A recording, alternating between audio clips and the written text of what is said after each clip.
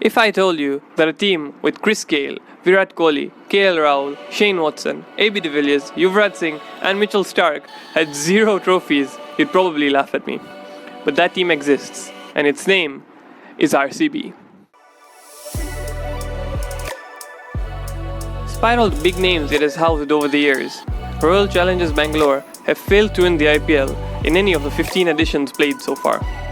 I decided to dig deeper, and here's why the team that should have won it all didn't.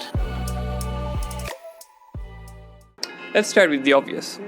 RCB are notoriously known for stacking their top order, leaving the rest of their batting thin.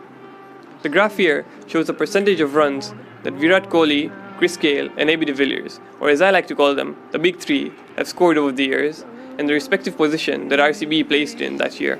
As you can see, the Big Three have always been in charge of scoring the runs, and when they aren't, RCB is in trouble. Of course, this is still 2017, the last year that the Big Three played together. In 2016, Virat Kohli had an absolute freak season, scoring 973 runs in 16 innings, the most runs scored in any season so far. ABD also had an amazing season, ranking 3rd in the league's top scorers with 687 runs.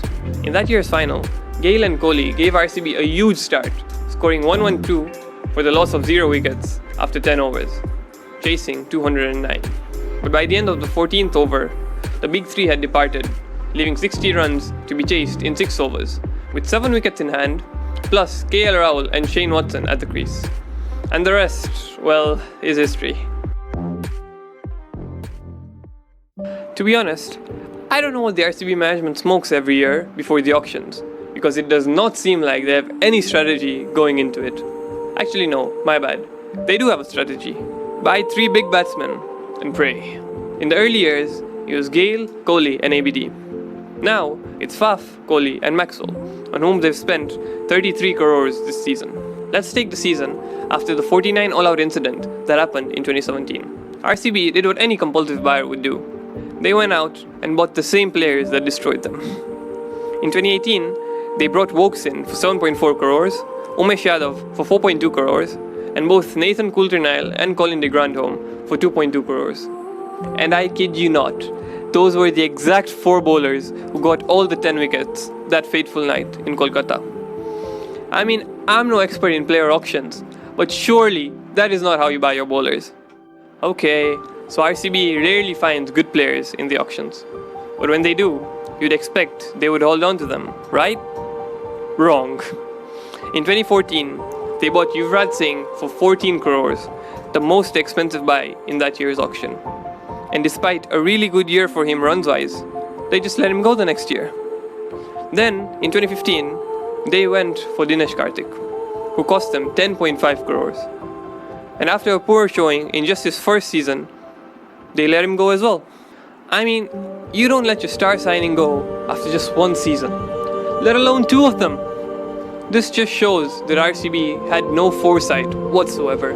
They just went in blind for someone they thought they liked, tried them for a season, found out they didn't like them, and then just returned them. And the cycle repeated itself.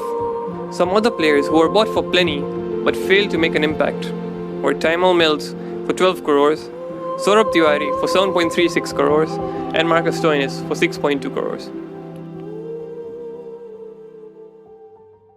As I was looking at some of the players' performances for RCB compared with the other teams, I noticed that many of these players performed better at the other clubs than at RCB.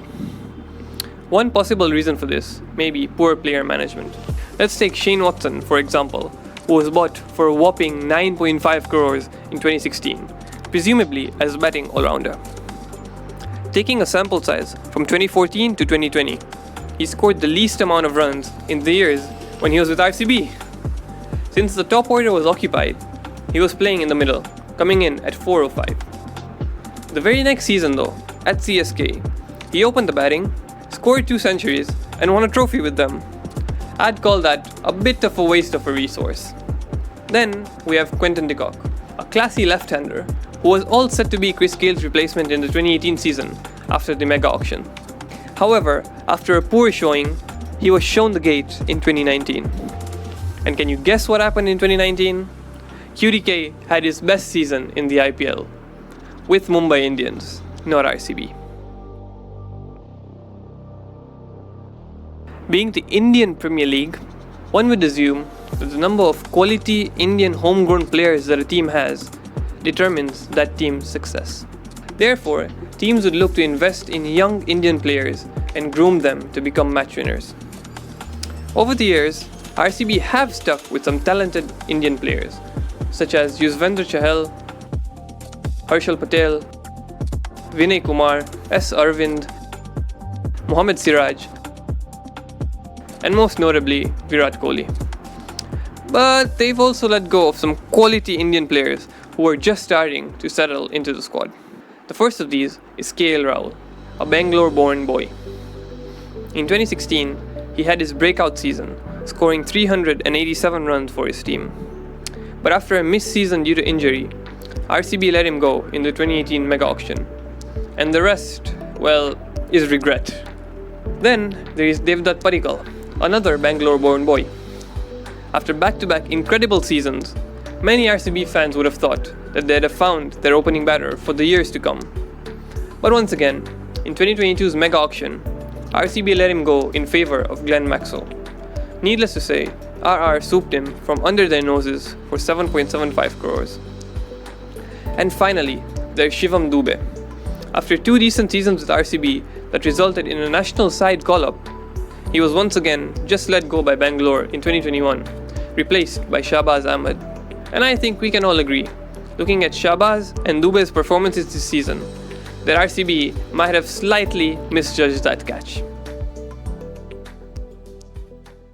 After 15 seasons of disappointment, Royal Challengers Bangalore still seem reluctant to stick to their losing formula.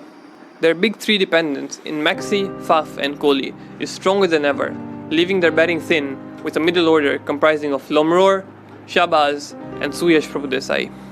RCB need to clearly identify their weaknesses and work on them in the auction, instead of snatching the first explosive batsman they lay their eyes on. If not that, then they should at least trust their homegrown talent enough to stick with them for a few more seasons and groom them into match winners. However, judging by the current state of their deck, a big reshuffle is not that far away. And a trophy, well, is just as far away. Thanks for watching this video. Let me know in the comment section if you agree with my reasons. And if not, what do you think are the reasons that RCB has not been able to win the IPL yet? I hope you enjoyed. For more such content on your favorite cricket teams and players, subscribe to the Data Pool. I'll see you in the next innings.